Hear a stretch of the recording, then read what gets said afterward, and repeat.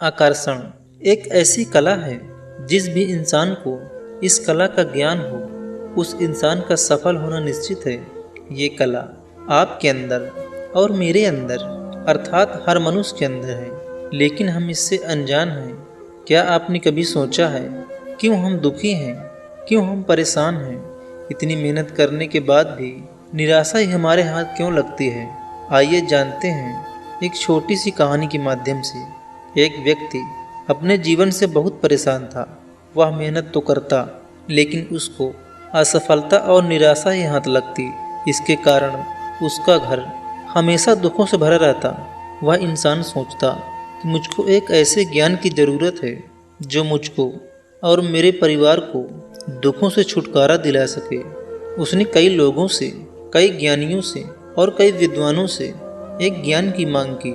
उसने सोचा कि जिसकी प्राप्त होने से मेरे और मेरे परिवार के दुखों का निवारण हो सके। उन ज्ञानियों ने, उन विद्वानों ने उनको कई सारे ज्ञान प्रदान किए, लेकिन उस ज्ञान का उसके जीवन में कोई असर नहीं हुआ। कुछ दिनों बाद उसने सुना कि एक गांव में एक गुरु आए हुए हैं जो सभी के दुखों और परेशानियों का निवारण करते हैं। उसने सोचा क्यों न गुरु के पास चलकर अपने दुखों का कारण पूछा जाए, और उसने ऐसा ही किया। वह गुरु को खोजते खोजते एक जंगल में जा पहुंचा। उसने देखा कि गुरु पेड़ के नीचे बैठकर ध्यान में लीन हैं। वह उनके पास गया और बोला, गुरुवर, मैं बहुत दुखी और परेशान हूँ, कृपया करके मेरे दुख हर लीजिए। गुरुदेव मुस्कुराए और बोले, इस दुनिया में कई सारे लोग दुखी हैं, तुम कितने बड़े दुखी हो? व्यक्ति ने कहा, मैं सबसे ज़्यादा दुखी हूँ। गुरुदेव बोले, मुझसे क्या चाहिए? उसने कहा, मुझे ऐसा ज्ञान चाहिए जिसके प्राप्त होते ही मेरी सारी परेशानियां खत्म हो जाए। गुरु ने कहा, ज्ञान ऐसे नहीं मिलता, इसके लिए बहुत कुछ करना पड़ता है। क्या तुम कर पाओगे? व्यक्ति ने कहा, आप जो कुछ भी बोलेंगे मैं सब कुछ करूँगा। ज्ञान, पूजा पाठ, यज्ञ हवन सब कुछ करूँगा, कुछ भी नहीं छोड़ूंगा। गुरुदेव ने कहा, नहीं नहीं, ये सब नहीं करना पड़ेगा। व्यक्ति ने कहा, तो क्या मुझे नंगे पांव कांटों पर चलना होगा? गुरुदेव मुस्कुराए और बोले, इतना भी आसान नहीं है जितना तुम सोच रहे हो। यह सुनकर व्यक्ति घबरा गया और सोचने लगा, हे भगवान, ये मुझसे क्या करवाएंगे? इनको तो हर काम आसान ही दिखता है। व्यक्ति ने कहा, गुरुदेव, अब आप ही बताइए कि मुझको क्या करना होगा। गुरुदेव ने कहा, जैसे तुम अपने घर से यहाँ तक आए हो वैसे ही चले जाना और अपने मन में ये कहते जाना कि मैं सुखी हूँ, मैं बहुत सुखी इंसान हूँ। यह सुनकर व्यक्ति बहुत खुश हो गया और बोला, बस गुरुदेव, इतनी सी बात, इसे तो मैं यूं ही कर लूँगा। गुरुदेव ने कहा, ठहरो जरा, पहले पूरी बात तो सुन लो। जब तुम अपने मन में ये कहते जा रहे होगे तो याद रखना, तुम्हारे मन में मोर का ख्याल नहीं आना चाहिए। व्यक्ति ने कहा, यह काम तो बहुत आसान है, मैं इसे जरूर कर लूँगा। यह कहकर व्यक्ति वहाँ से जाने लगता है और मन में कहता है, मैं सुखी हूँ, मैं बहुत सुखी इंसान हूँ। लेकिन ऐसा कहते ही उसके मन में मोर का ख्याल आ जाता है। जब जब वह कुछ कहता उसके मन में मोर वाली बात याद आ जाती, लेकिन यह भी कहता, मैं सुखी हूँ, मैं सुखी इंसान हूँ। लेकिन जब जब वह कहता उसके मन में मोर का ख्याल गहरा होता जाता। फिर ऐसा कहते कहते वह अपने घर की तरफ जा ही रहा था कि उसको चारों तरफ मोर ही मोर दिखाई देने लगा। फिर उसने सोचा कि आते समय तो मोर नहीं दिखे, फिर इतने सारे मोर कहाँ से आ गए? वह बहुत घबरा गया, लेकिन उसने कहना नहीं छोड़ा कि मैं सुखी हूँ। और कहते कहते वह अपने घर पहुँच गया और अपनी पत्नी से बोला, मोरनी मैं बहुत भूखा हूँ, मुझे मोर परोस दो। मुंह से मोर शब्द निकलते ही उसका मुंह खुला का खुला रह गया। उसने सोचा कि मेरी सारी मेहनत पानी पे फिर गई, मेरी सारी मेहनत बेकार हो गई। उसने सोचा, इससे पहले मेरे मन में मोर का ख्याल तो नहीं आया, तो आज कैसे आ रहा है? उसको हर जगह मोर ही मोर दिखाई देता था। वह सब कुछ छोड़कर जंगल की तरफ भागा और वहाँ जा पहुँचा जहाँ गुरुदेव बैठे थे। व्यक्ति गुरुदेव के चरणों में गिर पड़ा और बोला, भगवान, ये क्या हो रहा है? मुझे कुछ समझ में नहीं आ रहा। आपने तो कहा था मोर का ख्याल भी नहीं आना चाहिए, लेकिन मेरे मन में तो मोर बैठ गया है। आज से पहले इतने सारे मोर कभी नहीं दिखे। आपने जो ज्ञान दिया है वह भी बेकार हो गया। मुझे ज्ञान तो मिला ही नहीं। गुरुदेव ने कहा, तुम्हें ज्ञान मिल चुका, बस उसका उपयोग करना जानना है। लेकिन गुरुदेव, जैसा आपने कहा वैसा मैं बिल्कुल नहीं कर पाया। फिर ज्ञान कहाँ से मिल गया? गुरुदेव बोले, पहले तुम इस ज्ञान को समझ लो।